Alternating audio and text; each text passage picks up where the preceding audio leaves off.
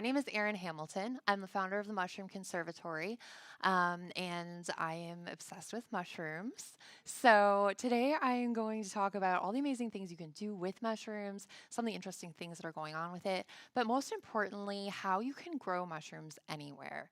One of the most interesting things to me when I first began growing mushrooms was how adaptable they are. They sounded so mysterious, and there was so little information available about them that in my mind, it was this very complicated thing that you needed to have a whole laboratory to try to do and all kinds of weird equipment. And over time, I have accumulated a lot of weird equipment, but it's totally unnecessary and it's very, very easy to get going with growing mushrooms on your kitchen counter or in your garden, or just kind of like flinging some mushroom spawn here and there as you go and kind of do the Johnny Appleseed thing, as long as it's not an invasive species. So so I got into mushroom growing about 12 years ago. I was in advertising for 12 years leading up to that. And I was driving down the road one day in Auburn Hills and I saw a sign in front of Bald Mountain State Recreation Area that said free foraging workshop today. And it sounded so interesting to me. I'd not really thought about foraging or mushrooms or anything in that way at all until that point. But it just caught my eye and I was intrigued. And so I called into work and made up a weird excuse. And then I ran into the woods for 3 hours with some total strangers, and I had the most incredible experience of my life. A lot of the time, before you get really into mushrooms or whatever, you're just like, okay, I'm just going to look at the ground, and that's where the mushrooms are going to be. But there are mushrooms growing way over your head and sticking out just under the edge of rocks and hiding under leaves and all of these strange spots. And it becomes this really fun game of I Spy. And so when you know what to look for and kind of, this tree might go with this mushroom, or, this time of year we're going to see chanterelle or morels. I know we've got some of those popping up now. Once you know, even just in those few hours, knowing kind of how to look at nature differently so that you can notice mushrooms was so incredibly cool to me. So I got to the end of that and I was so taken by the whole concept, but I was also absolutely terrified that I was going to pick the wrong kind of mushroom and die. Like, definitely that was going to happen. I'm klutzy and accident prone, so I was really nervous about it, but I couldn't stop thinking about it. And so I was like, okay, well, if I can grow my own mushrooms, then I take the risk factor out. I know what I'm getting, and then I can enjoy these mushrooms that I'm so curious about. And so my first attempt at growing mushrooms, I grew some pink oyster mushrooms, which are amazing. They taste like bacon. They're delicious, but they're really pretty too. They actually grow this incredible bright pink color. And they do fade when you cook them, but the flavor is amazing, so who cares?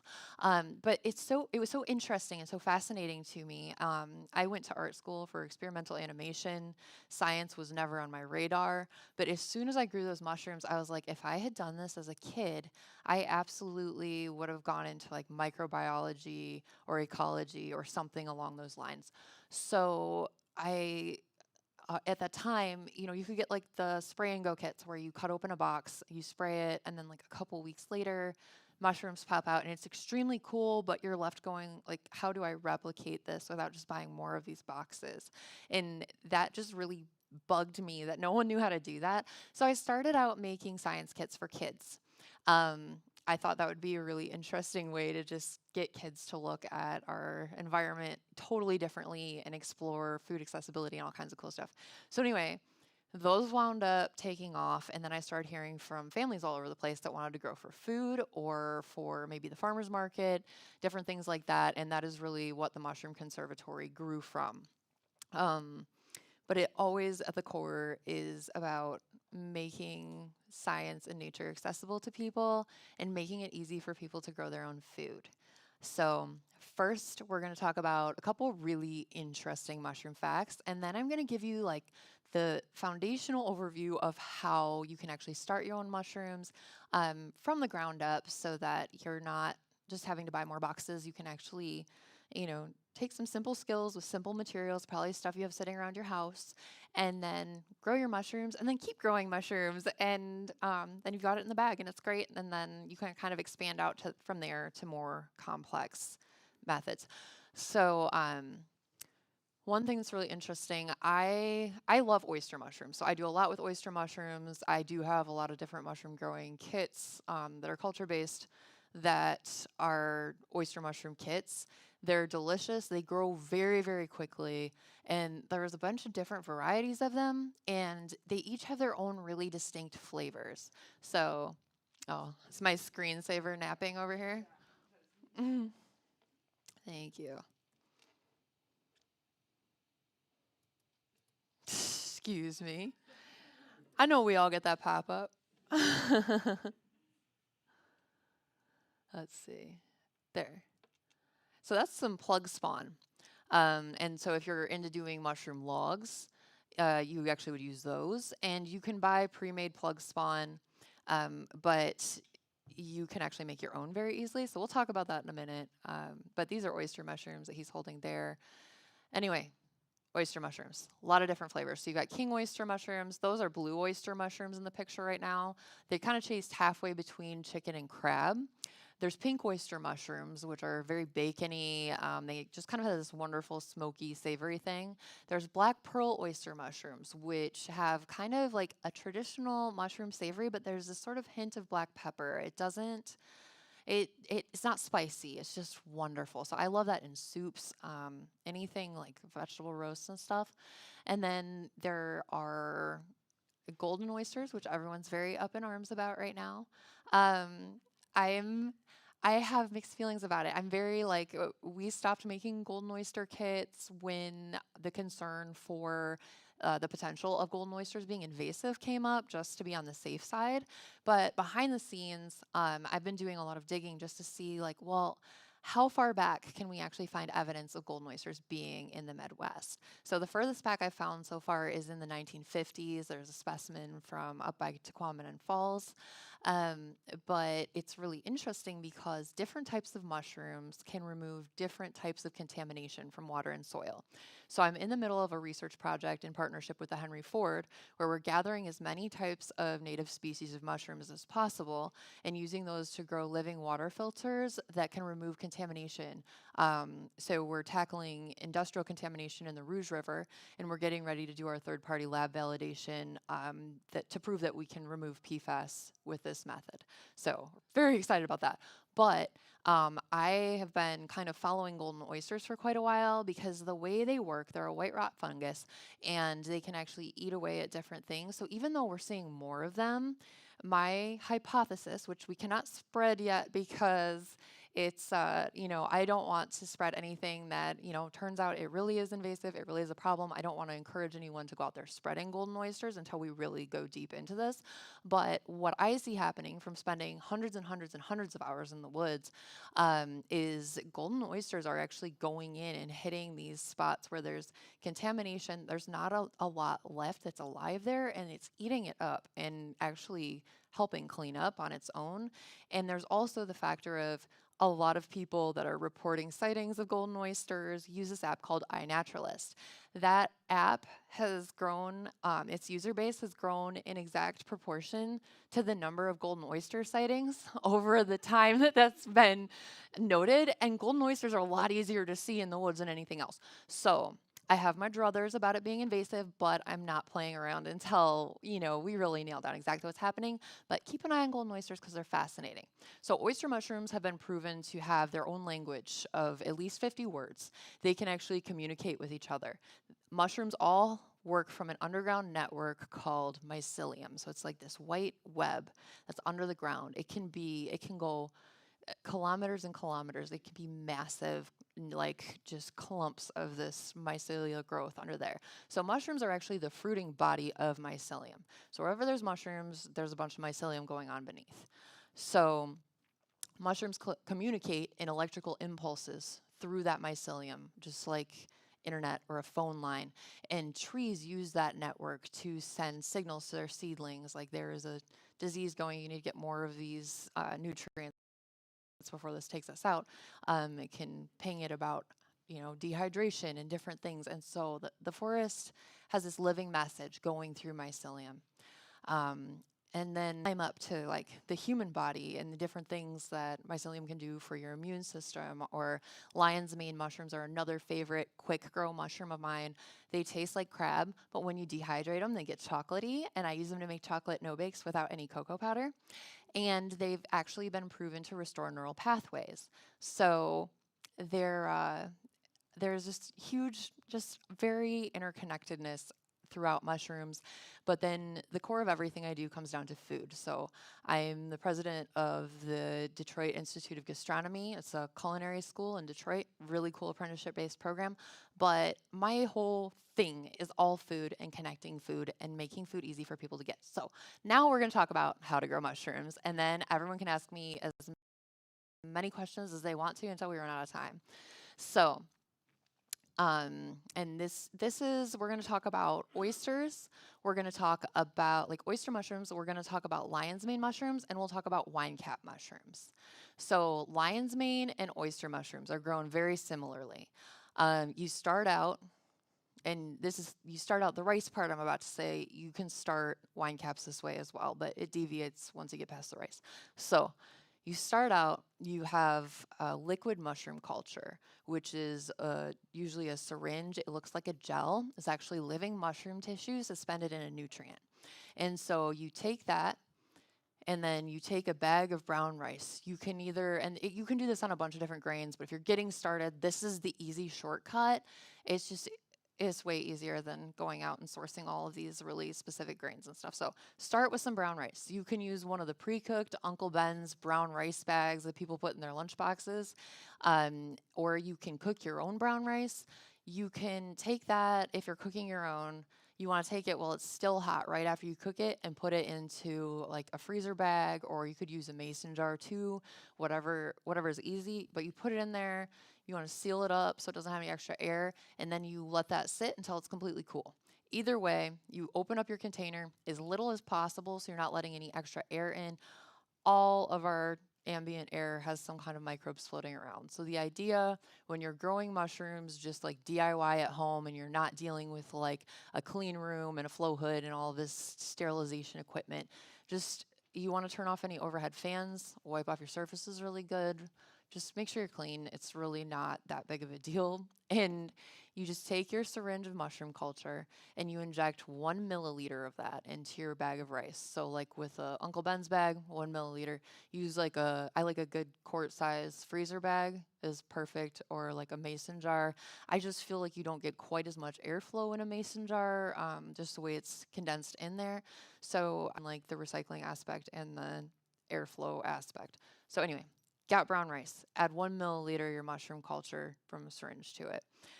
Then you use paper bandage tape and you tape that bag shut and you let it sit for a couple weeks. And what happens is really, really cool. And the paper bandage tape is important because it keeps any microbes in the air from getting in while everything can still breathe. Otherwise, you're risking getting any mold that you might have floating around. Even if you feel like your house is very, very clean, there are still some mold spores in the air. It's just part of being on Earth. So you just want to let it sit. And over the next few weeks, what will happen is this fluffy white mycelium is going to grow over that rice, and it's going to just cover that rice in that stuff. And so then you have grain spawn. It's the easiest way to make grain spawn. Culture, rice, let it sit, grain spawn. Once you have grain spawn, you've got the perfect tool for starting mushrooms with many different kinds of techniques. So you can make, and pretty much any kind of mushroom, there's a few exceptions like cordyceps or something where you're going to do something different. But in general, whether you're going to do oysters, lion's mane, wine cap, if you're going to make some shiitake, plug spawn, whichever direction you're going, you start out with that grain spawn, because then whether you're like, if you're going to do oyster mushrooms, you just take a bucket. It can be an ice cream tub. It can be a 5-gallon bucket. It can be a trash bag. It can be literally anything that's going to hold some humidity in that you can kind of close up so it's not going to dry out super fast. And then you put holes in the side. So any kind of oyster mushroom or lion's mane mushroom that you're going to grow, you just want to be able to put holes in the side of the bucket. So I'm going to reference a 5-gallon bucket just so that I'm not bouncing all over the place, but you can do this with any container. So you just want to take your 5-gallon bucket, put some good holes around the side. I usually do about half an inch on something that big. If I'm doing an ice cream tub, I might do a slightly smaller hole. You just don't want to do a hole that's like getting close to like the size of a pencil, because what happens is your mushrooms are actually going to be growing out of the sides, out of those holes on the sides. And so if that hole is too small, it's still going to grow out and you're still going to get a really big mushroom, but it's not going to have like a really strong like grab through that. If it's a small hole, then it's not going to have much holding on to it. So when those mushrooms start to get heavy, it becomes easier for them to fall off once they're like almost ready to harvest, when they might need another day or two. If you harvest it too early, you can still eat it and enjoy it. But I just usually like a hole like this big is perfect. So anyway, take a bucket, drill some holes in the side. Once your rice is covered with mycelium and everything, it kind of gets feeling like almost some styrofoam. It gets firm and dense. And then you're going to take, I like to use straw to grow on. I think that's the best option if you're jumping into growing in a bucket. You can also use other materials like shredded cardboard. If you use cardboard with black ink on it, it's most likely soy ink.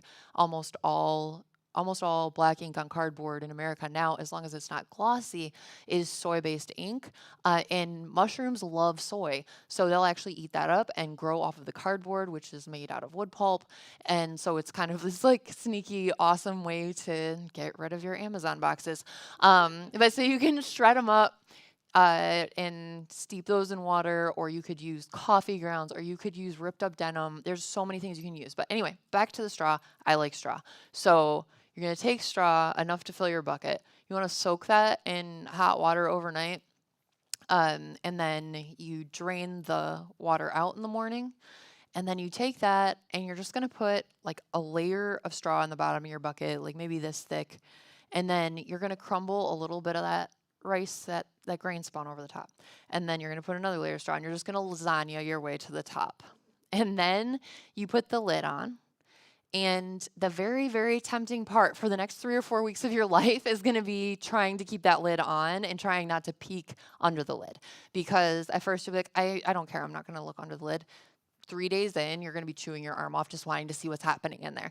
So you're gonna just let it sit. Once you get the lasagna all stacked in there, you've got your lid on, you can put that you can put it in your basement, you can put it in your garage, you can put it in a shady spot on your deck. If it's a smaller bucket, they do great on top of your fridge, a windowsill. A lot of people think that mushrooms need to be in total darkness to grow, which is not true. They don't photosynthesize the way that a plant does, or at all. They only use light as a directional source, so they can figure out which way is up and out. They also, at least oyster mushrooms have been shown to get a huge boost in vitamin D if they get a little bit of sunlight. So even if it's already harvested, you can actually set your oyster mushrooms in the sun, and it has like a huge, huge boost in vitamin D, which is a really big deal when you live in Michigan and we have eternal winters and we all need more sunshine. Um, so anyway, you've got your bucket, your lid's on, you're not messing with the lid. You can put it wherever. The main thing is just don't put it somewhere where it's going to be in direct sunlight all day and get extremely hot or extremely dried out, because the inside of a container is always going to be hotter than the sun that's beating down on it. So you could kind of ferment what's going on in there before it can grow. But partial shade is good. You can also take the same technique and do a garden bed outdoors. So if you're more of an in-ground gardener, you can dig a kind of a shallow trench, maybe like this, just like a bed like that, or you can go narrow, whatever you want. But you would just do the same thing. You layer that straw and the mycelium. And then when I do that, I put a little extra straw over the top since it's going to be outside. If you have chickens, you should really staple down some chicken wire over the top with tent stakes, because your chickens will be so excited about that straw and they're going to get in it and they're going to kick it all over the place and they're going to eat all your grain spawn before you know what happened. I know that from experience. So definitely make sure you stake it down if you do have chickens or anything else that likes to burrow in straw. Otherwise, just hose it down really good and let it sit. So anyway, whether you're doing, and I don't like doing lion's mane in a ground bed that way. I feel like it just really prefers to be able to grow out of the side of something. So I prefer bucket methods for lion's mane, or you can use a raised bed and actually drill holes in the side of it. But What's going to happen is after you get the spawn and the straw and the lid is on, you let it sit for a couple weeks. You just totally ignore it. They love that. And then you're going to see these tiny baby mushrooms poking out of the sides of this bucket. And with all the different colors of like oysters, it's really cool because they have very vibrant colors when they first start popping out. So those little mushrooms are called pins when you first start to see the mushroom forming. So when you see that, you're actually very close to the end, very close to when you'll be able to harvest. So all you have to do at that point is mist the outside of that bucket once or twice a day with water. And then after about a week or so, lion's mane can take slightly longer, maybe 10, 12 days. But once you get to the following week or so, those mushrooms will have grown so exponentially that they're ready to harvest. And you can slice them off and cook them up and enjoy them. You can dehydrate them. I do know some people that are really into canning and they'll preserve them that way.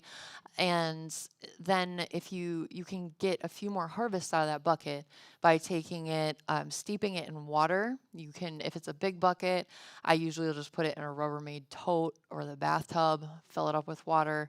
You can have the lid off for this part and then let it just sit, soak in water overnight. Then you drain it out, put your lid back on, and then ignore it again for another week or two. And each round of harvest is called a flush. So at that point, you're going to get another flush of mushrooms. So a 5 gallon bucket, you're typically gonna get 2 or 3 flushes out of a 5 gallon bucket that's healthy. If you have a smaller container, I've noticed I only get like 1 or 2 flushes out of a gallon size ice cream tub. So you just kind of have to play with, what you have to work with space wise and whatever. So the other kind of mushroom we're going to talk about real quick is wine cap mushrooms. If you're really, really into outdoor gardening, wine cap mushrooms are awesome, especially if you kind of have a long term permaculture thing going on. Wine caps are really great because you can get them established in your garden and they will keep coming back for a few years.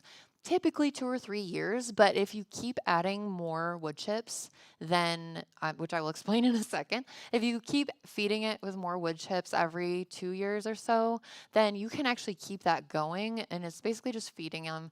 And I've heard of people having their wine caps going for up to 20 years, and I think they're still going. It's just they hit the 20-year mark, and everyone was like, oh my word, you beat us all. So, anyway, to do wine caps, you would do the same thing you do with the straw. So, you add the culture to the rice. You put the bandage tape on, let it do its thing. It's covered in mycelium. Then instead of going to straw, what you would do is you can take wood chips. They prefer hardwood chips. A lot of softwoods, like pine, actually have antifungal properties. Wine caps don't mind it as much as other mushroom species do, but if you have the option to use hardwood chips, do it. If not, like you still have a really good chance using like pine or something. But basically, what you'll do is you'll take your wood chips, you'll soak them overnight in water, or you use bins, or like because I do a lot of growing, I like to use a 50-gallon drum and just pile stuff in there. I got one of those I get like packs of those cooler taps, and I'll drill a hole towards the bottom of the bucket and attach those in there so that when I'm ready to drain it out, instead of having to put my back out to try and drain it, I can just kick the tap and drain it. And I'll say something else about that in a minute, but we're going to finish talking about wine caps first. So, with the wine caps, you soak your wood chips, and then a little straw in there is helpful too.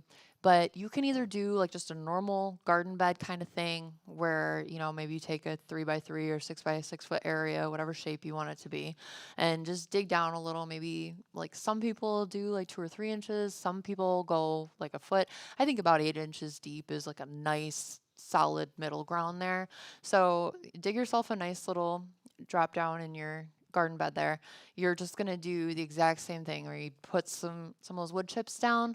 You're gonna sprinkle all of that rice over it. You really don't need to do a ton of layers when you're doing wine caps. I would just say, if you're going 4 inches deep, maybe you've got 2 layers of the rice in there.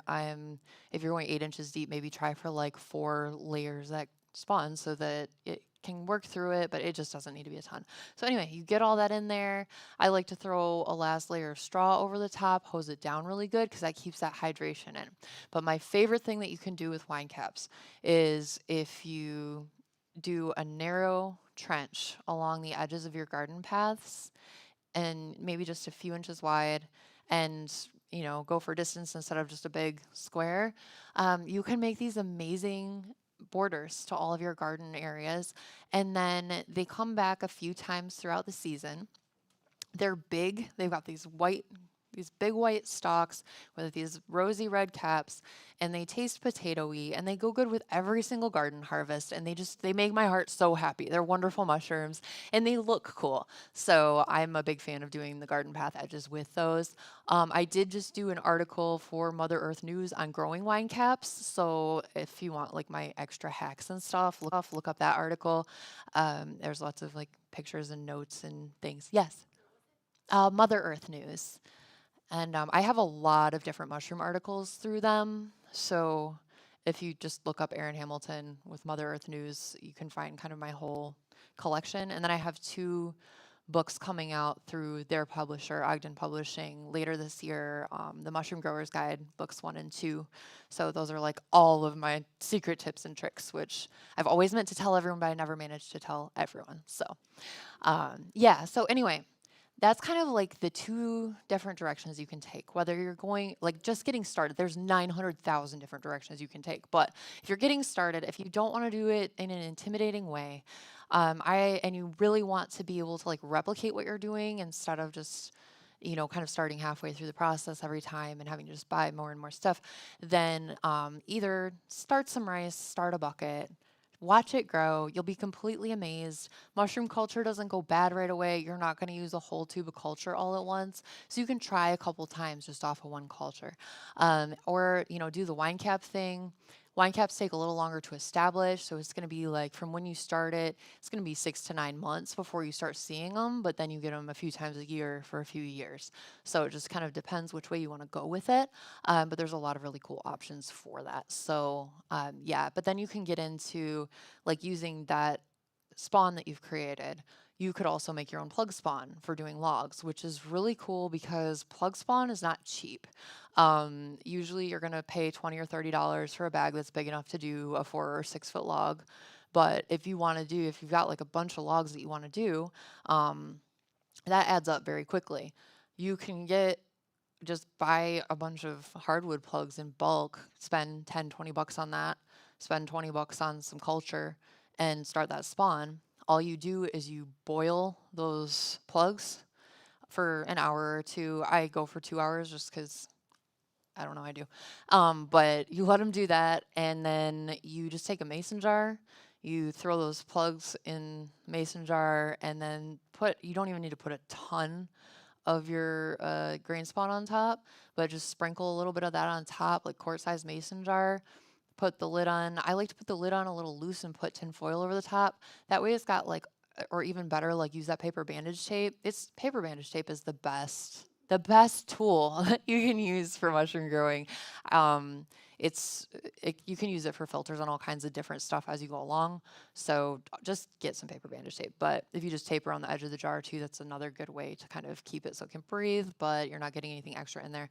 You let that sit for a couple weeks, shake it up as you're starting to see that mycelium grow. And then you can just take those and drill holes in logs, whatever size corresponds with the dowels you got, slightly larger. You just pop them into the log, pour a little bit of melted wax. I prefer beeswax over those holes so nothing tries to eat the plug spawn. And then you wait. And then with doing logs, you just want to make sure that log is cut when it's still alive. It could be getting, towards the end, but you don't want it to be fully dead or having been sitting there for months or years, because that's given it a lot of time for different types of fungus to colonize that might compete with what you're trying to grow. So if you're doing plugs, like plug spawn in logs, the best thing to do is cut that like 5 or 6 weeks before you're going to put the plugs in. If you start your plug spawn right when you're cutting your logs, it's the perfect timing. It'll be ready, even if it's ready a week or two before you're like, okay, it's been 5 weeks with the logs. It's okay. You can just throw it in the fridge till you're ready to put them in there and it'll be fine. Same thing with all culture except for pink oyster. You can throw that in the fridge when you're not using it. It will last a very, very long time. So anyway, Logs probably take the longest out of any of these. Well, they definitely take the longest. So, if you do a shiitake log, it might take 6 months, more likely to take 9 months, maybe longer. So yeah, those are kind of the three channels you can take with it. It all starts with the rice and the culture, and then it goes from there. And so I'm about to open up to questions and ideas because I love ideas. But I have a table down there. After we're done in here, you're very welcome to come down, ask me questions. I've got a bunch of different mushroom growing kits. I've got some shiitake culture. I have a very cool little store in Pinckney, which is it's the Mushroom Conservatory, and I think it's one of, if not the only, like gourmet mushroom growing shop in Michigan. But anyway, so I'm all about it. I'm here to help. I'm glad to answer questions, or if you start growing and you have questions, you're always welcome to send me a note. And I'm just saying all this, we're not actually ending right now. I just want to make sure you hear it in case anyone wonders out we're asking questions. But then you can also go on our YouTube channel. There are a few different videos of workshops that I've done that we recorded the whole thing, so you can kind of see step-by-step processes with buckets. And we have a few different like PDF downloads on my site as well. So you're always welcome to hop on there and get info as well. So anyway, let's kick it off with some questions. Yes.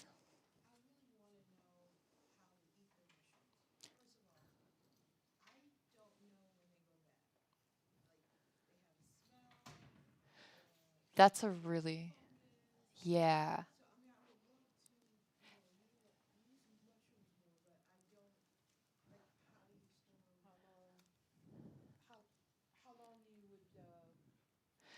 Like, how do you know when it's time? That's a great question. So, they just asked if, like, how do you know if your mushrooms are still fresh? Is it past their prime? What are the signs that this is like no good to eat anymore? And that's actually a wonderful question. I get a ton of people that come up to me and they'll walk up, and I can always tell when this is about what they're about to say. Like, there's a very specific face people make right before they say this, but they always come up and they go, "I hate mushrooms." I'm like, that's okay.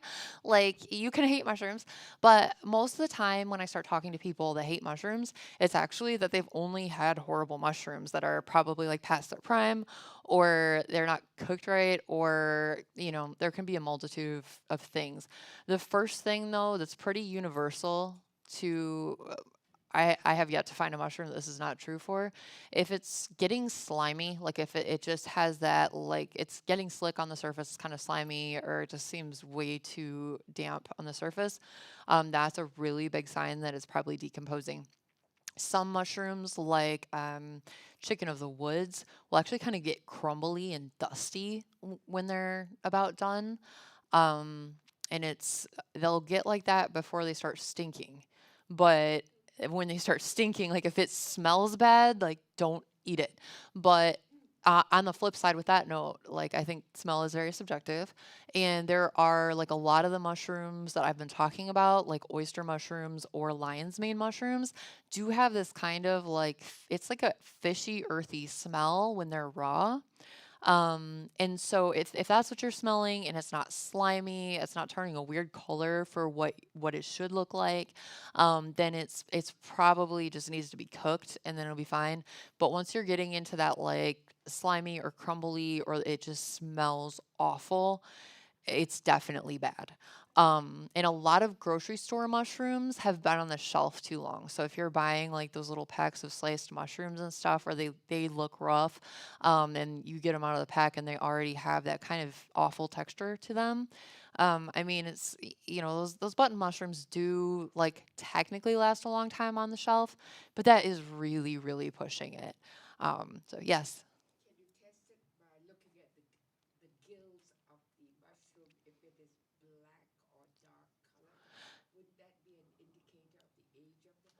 That's a good question. So there are a lot of mushrooms that will have darker gills to begin with, but if you see, especially where it looks like that darker color is coming down the sides of the stem, or it's like really coated on the gills, especially like, and there's more of those mushrooms around it that maybe don't have that as much, that would be spores. So if they've already dropped their spores, which is how mushrooms reproduce and carry on, they're like a dust, and some mushrooms have black spores, some have white spores, some have pink spores or yellow ones, but most commonly spores will be black. And so if you see that on the stem, usually it's because the spores have already dropped. So once the spores drop from a mushroom, they are going to begin decomposing very quickly. So I do a lot of gourmet growing for like restaurants and produce supply kind of stuff. And so I try really, really hard to like when a mushroom cap is growing, it'll almost at first, not all mushrooms, there's so many different shaped mushrooms, but in general, when you're working with a mushroom that has a stem to it, at first it almost looks like this little like bauble or egg or something on the stalk. And then it's got this like very thin veil that sort of attaches the outer edge of it to the stalk. So when that veil breaks, that's when it opens up and becomes this like kind of umbrella shape that we think of when we think of mushrooms. And so typically you want to harvest mushrooms like right after that veil breaks, right after that cap pops up, when the edge of the cap is just slightly curled under. So that's true for any of the oyster mushrooms, shiitake, any of them. And then if you wait too long though, the spores will drop. Now it doesn't mean you can't eat them if the spores have dropped, but it's like pretty recent, but it can affect the flavor. I've noticed some species it's more noticeable than others, but it can kind of like make it a little more bitter or weird tasting if those spores have dropped. So, yes. So if you've grown mushrooms in a bucket and suddenly you have different types of mushroom growing from there, is it safe to eat it too? So, if you know like the ones you're after, the ones that you've been consistently eating before those other ones turned up, as long as you're absolutely certain that you're only harvesting the ones that you're intending to harvest and you don't have any stowaways. There have been instances where it's more common in like wild mushroom foraging where you might get on a roll and you harvest a ton of mushrooms and you get one or two poison mushrooms that happen to get mixed up in there and then you accidentally eat them because maybe they're small or something you just didn't notice them. So my you can't like any poison mushroom is actually not poisonous to the touch. So even if you touch the most deadly mushroom with your hand, you're not going to be poisoned from that. But there is that risk of if you're not sure what the other mushrooms in the container are, and then perhaps it somehow gets caught in there and it accidentally gets mixed in. So I would just say if you've got a container and there's like some surprise different kind of mushrooms in there, then just make absolutely certain you only picked the ones that you're totally familiar with. But that is a good question. Did you? Yes. You had talked about going out in the woods and foraging. Is there a time that's like when the ephemerals come out, or in June, the first, is there that kind of way to look at I've mushrooms? So it's kind of awesome because there's different seasons, like throughout the year, there's different types of mushrooms that come up throughout the seasons. And so I forage typically from about now, like the way the weather is right now is amazing foraging. So from about now until it gets like really frosty at night, so we're getting close to the end of October, that's when I'm like, okay, I give up for the season. Usually mushrooms don't really like once it starts going below 55 at night. But there are some exceptions. We have something called a snow oyster here, which will actually grow under the surface of the snow. So if you really want to get your snow pants on and go digging in the snow in the woods, there are good chances of finding interesting things. So, but yeah, so if like usually they say that Mother's Day is a great time to start looking for morels. That's sort of the traditional time. But with all the rain we've had this year, morels are already popping up here. So we're running like at least a month early. And actually, my research partner is downstairs at our booth right now, but I think he said he found like 18 or 19 morels when he was getting out of his car to get lunch yesterday. So they're popping up everywhere. So it's going to be a phenomenal foraging year. I usually get like a couple pictures a week that people will send me of mushrooms that they spotted or whatever. I've had on I think Tuesday, I had 5 people in a row on Tuesday send me pictures of these huge clusters of mushrooms, some of them in places I've been before where they last year there were only just a few. So all this rain and everything is like awesome for foraging. So definitely, if you're interested in it, get out there. Even if you don't know your mushrooms yet, you don't have to eat all the stuff you find yet. Like just get out there and start familiarizing yourself. Don't eat anything you don't recognize. Best trick for learning to forage is picking one mushroom at a time to really get to know that specific mushroom instead of trying to learn 10 at once because that can be very overwhelming. And then the other note, and we do have foraging workshops that will be on the calendar at our location in Pinckney, going up the Potawatomi Trail, starting in the next few weeks. So those will be on the site this week. But just my last thing off the top of my head, though, foraging related that I think is super important for everyone to know.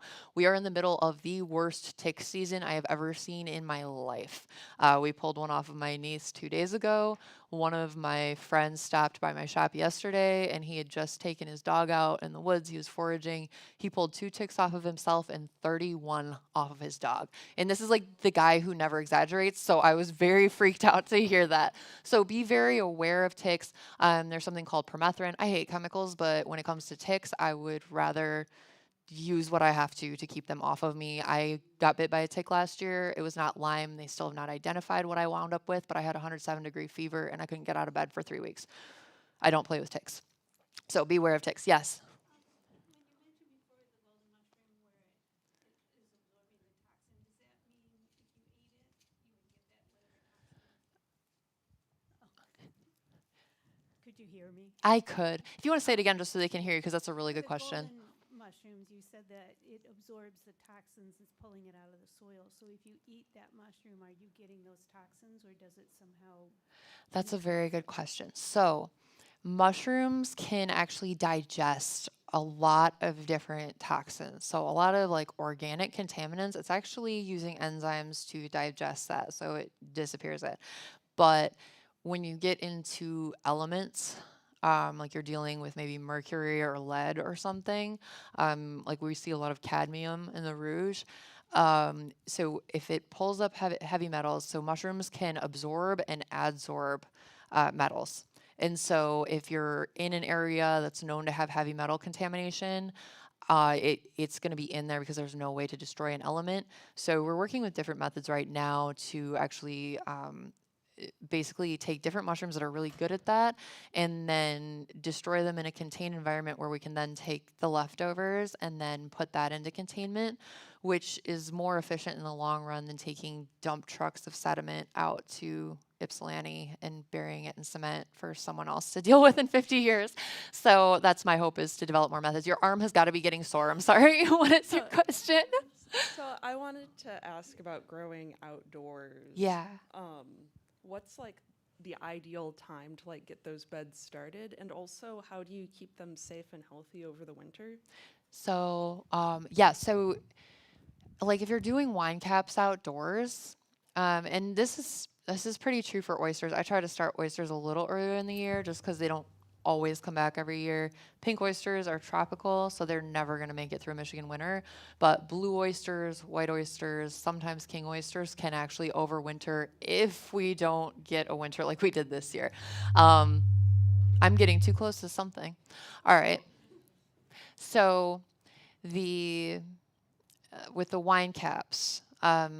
Ideally, if you, I mean, really, as long as you get those in the ground by like end of August, that gives it enough time for it to take, like, kind of get settled in and grow enough mycelium where it's got a base formed. If you're starting them this time of year, it's awesome because you will likely have a good wine cap harvest before everything freezes over for the year. If you're starting them later in the year, you can still do that. It'll still be healthy. You just probably won't see a harvest until springtime when you get a bunch of rain and then they pop up. So I do like, I tell people, like, you can plant them all summer. That's totally fine. And then for overwintering, any of the outdoor mushroom beds that I do, I try to just give them a good blanket of straw towards the end of the winter, or not towards the end of the winter, towards the end of the warm weather before everything freezes. And the only thing is, like, it gets really windy here when you're getting to that time of year. So it can be helpful if you're doing that. Like, if you really want to tuck it in well for the winter, do a nice layer of straw, a couple inches thick, and then get some like burlap cloth or any kind of like garden cloth and just stake it down over it so it doesn't blow away and it's got a nice winter coat, basically. Yes. I was interested in the wine cap for outdoors. Yeah. Can I grow them in raised beds? Yes. She was asking if you can grow wine cap mushrooms in raised beds outdoors, and you absolutely can. If I was doing that, I would just, I think I would be most likely to layer wood chips and some straw, like hydrate some straw and layer it in there just because you don't have that earth around it kind of holding extra moisture. So pack it in there with some straw, some layers of wood chips, and all the mycelium in there, and it should do very well in there. So that's a northern mushroom? Yeah, so we do have them native throughout the Midwest. I don't actually know exactly like if it hits all 50 states natively, but I know throughout the Midwest and then down towards like North Carolina and Pennsylvania, they do have them natively. And so the first time I saw them, I didn't actually know what they were, and there were just tons of them. We were staying in this cabin at this old Girl Scout camp, and they were just everywhere, and they were so beautiful. And I was so worried about, like I'm not sure what they are that I didn't touch them. And then, I took a bunch of pictures because they were cool. And then we left, and then I immediately found out what they were. I was like, I missed out on like 20 pounds of wine caps. So yes.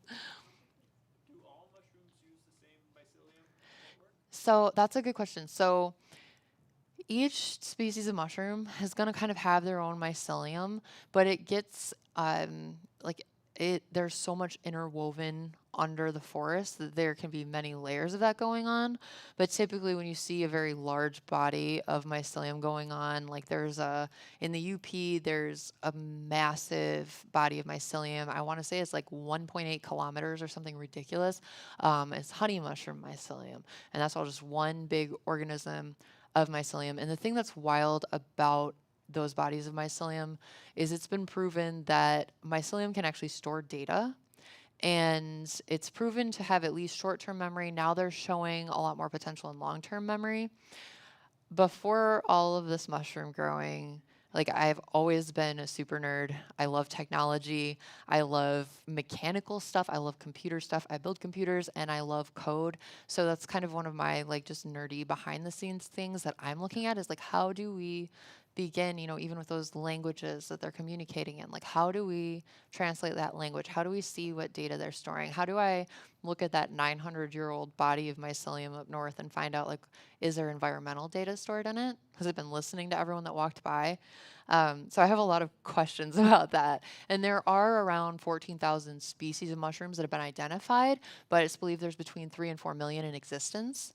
So when you think of, you have turkey tail, which they're doing research for anti-tumor properties, and lion's mane for brain damage, and golden oysters for maybe either it destroying the environment or saving it, or all of the many things, and then the ones that are just plain delicious and who knows what else they can do.